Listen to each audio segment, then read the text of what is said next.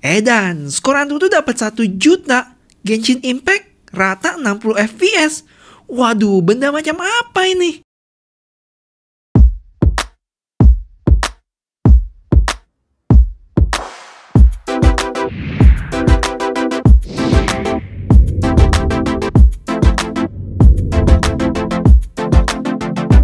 Yo guys, balik lagi sama Fendi, situ bercepu. Fun fact, video pertama di channel ini adalah iPad Pro juga loh, cuman yang generasi 2020.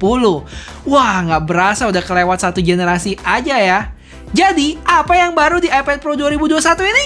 Nggak usah pakai lama, langsung aja kita cus ke kontennya. Shoo. Secara garis besar, iPad Pro 2021 ini masih sama ya, ada yang 11 inch dan 12,9 inch. Yang membedakan selain dari ukuran adalah layarnya, dimana untuk yang 11 inch ini sebenarnya masih sama ya, pakai Liquid Retina display. Tapi untuk yang 12,9 inch ini baru beda, dia pakai Liquid Retina XDR display. Wah, apaan tuh? Tenang, nanti gue bahas di belakang. Habis itu untuk warnanya juga nggak berubah, ada silver sama space gray. Untuk storage-nya itu dari 128GB sampai 2TB, yang mana untuk generasi sebelumnya itu mentok di 1TB doang. Untuk konektivitasnya, kalian bisa pilih nih mau varian yang WiFi doang atau WiFi plus seluler. Dan di generasi ini, selulernya itu bisa support 5G loh. Dan varian yang gue ambil ini adalah yang 12,9 inch, storage-nya 128. Dengan WiFi only seharga 1.649 Singapura dolar. Atau kalau dirupiahin sekitar 17,5 juta ya. Tapi ingat, itu konversi langsung, belum termaksud pajak dan ongkos kirim kalau kirim ke Indonesia. Untuk detail harga beserta variannya, kalian bisa langsung cek aja di website Apple Store. Dan ini dia boxnya dengan wallpaper agak merah dan kebiru-biruan gelap gitu. Dan langsung aja kita kupas plastiknya yang udah disediain di bagian sini. Pas dibuka langsung ada iPad-nya itu sendiri, terus ada kotak isi buku petunjuk dan stiker Apple. Habis itu ada kabel chargeran USB-C dan kepala charger 20 watt. Dah, itu aja dan langsung kita kletekin plastiknya.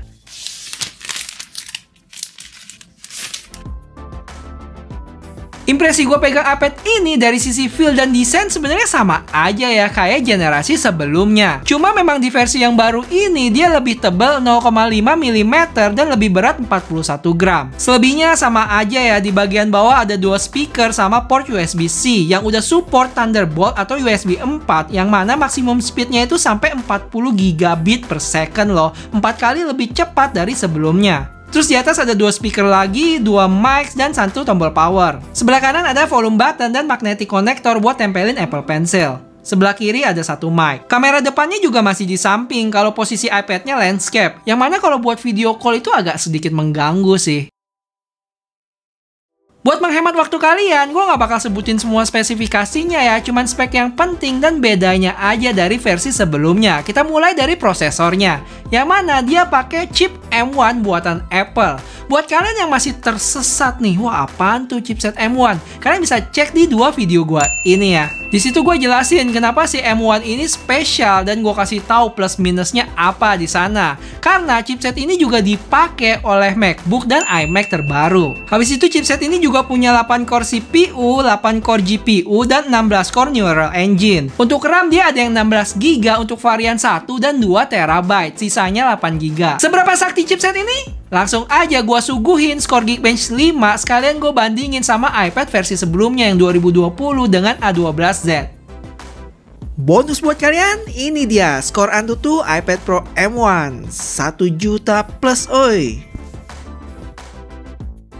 Dari sisi display, ini yang menarik, yang mana dia udah pakai teknologi mini LED yang berjumlah 10 ribuan lebih loh. Wow. Kita bisa lihat warna hitamnya itu lebih gelap dan pekat gitu dibanding sama versi sebelumnya. Sama juga dengan highlights-nya itu. Dan untuk nonton konten HDR pun lebih terang dan keluar ya warnanya. Cuman sayangnya di kamera ini nggak terlalu kelihatan. Sekali lagi ini untuk varian yang 12,9 inch doang ya, sedangkan yang 11 inch itu nggak ada perubahan. Untuk maximum brightness-nya itu dia punya 1000 nits untuk full screen dan 1600 nits peak brightness untuk HDR content. Dan jangan lupa displaynya ini udah support ProMotion dengan 120Hz refresh rate.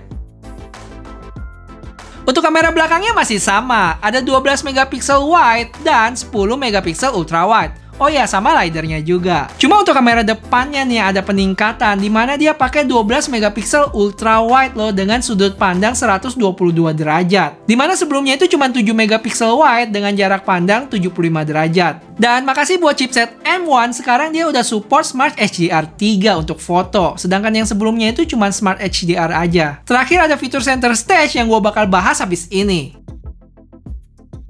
Jadi center stage ini adalah suatu fitur baru dari Apple yang menggunakan kamera ultra wide, di mana dia bakal mendeteksi dan mengikuti pergerakan orang yang ada di dalamnya. Gimana cara kerjanya? By default, dia sebenarnya bakal nge-crop in gambarnya. Jadi saat kalian gerak ke kanan atau kiri, masih ada ruang buat ngikutin pergerakan dia. Dan kalau tiba-tiba ada orang kedua masuk di dalam layar, dia akan zoom out gitu, supaya kedua orang tersebut bisa masuk di dalam frame. Menurut gue ini fitur yang cukup membantu ya, apalagi kalau kita lagi sibuk nggak sempat pindah-pindahin iPad-nya. Misalnya waktu kita lagi masak atau TikTokan. Nggak cuma FaceTime, tapi aplikasi lain pun bisa pakai fitur ini ya, dan ada settingannya juga buat enable dan disablein. Apple juga keluarin Magic Keyboard baru ya, yang warna putih. Cuman menurut gue agak sayang ya, karena gue pernah pakai Magic Keyboard yang warna hitam nih. Dan yang hitam itu aja gue baru pakai sekitar beberapa minggu, udah usang gitu ya. Apalagi yang warna putih. Nah, makanya masih hati-hati nih. Terus di sini gue ada aksesoris dari generasi sebelumnya, dan pas dipakai masih oke sih. Dan gue juga sebenarnya lagi dikirimin casing sama screen protectornya dari ISR. Nanti kalau udah datang gue bakal coba review juga buat kalian. Lumayan loh, harganya lebih terjangkau dibanding sama aksesoris aslinya dari Apple. Untuk linknya gue udah taruh di deskripsi dan ada promo code-nya juga. Buruan disikat. Ini dia yang ditunggu-tunggu, gaming. Game pertama yang gue mainin adalah PUBG. Sebenarnya PUBG termasuk enteng ya. Di sini gue cuma mau kasih tahu kalau settingannya itu dapat HDR Ultra sama smooth 90 fps. Secara main ya lancar jaya sih, cuman gue agak kesulitan aja main di device yang gede ini. Susah genggamnya dan berat. Sepertinya masih pakai joystick gitu deh. Lanjut ke Genshin Impact, hasilnya cukup mengejutkan guys. Gue main cukup lancar loh, nggak berasa ada frame drop juga. Dan kalian tahu apa yang paling mencengangkan lagi? Wah, rata-rata FPS-nya itu bisa dapat 60 FPS loh, angka sempurna itu. Dan gue juga mainnya selama 30 menitan. Seperti yang bisa kalian lihat di grafik FPS gue ini. Untuk suhu baterainya secara grafik tertinggi ada di 37 derajat. Dan pas gue pegang, sebenarnya cuma anget-anget doang sih. Gue gak bisa berkata apa-apa nih, cuman bisa bilang salut buat iPad Pro M1 ini.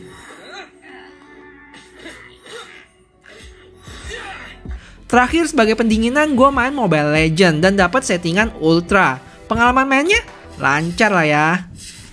Gimana guys, kalian komen deh, butuh video lagi nggak khusus gaming di iPad Pro ini? Kalau iya, game apa dan mau gimana tesnya? Dari gue sendiri sih jujur pengen coba ngegame pakai joystick ya. Gimana menurut kalian? Kabarin ya. Buat kalian yang pengen jadi orang yang awal-awal pegang iPad Pro 2021 ini, kalian bisa DM IG sg.shipshop ya. Ini just tip rekomendasi gua, dikirim langsung dari Apple Store Singapura. Dan enaknya itu bisa langsung request engraving loh, gratis. Gak usah ragu, langsung aja choose DM sg.shipshop. Yaudah guys, gitu dulu videonya. Kalian kasih tahu gua dong apalagi yang kalian mau lihat dari iPad Pro 2021 ini. Kayaknya tes gaming seru nih. Gimana menurut kalian? Atau mau bandingin sama Apple device lainnya? Oke, kalau dirasa video ini membantu kalian, gue nggak minta banyak. Gue cuma minta tolong kalian buat like video ini ya. Dan kalau kalian bisa share, wah makin seneng lagi gue. Oke, sampai ketemu di video selanjutnya. Bye-bye!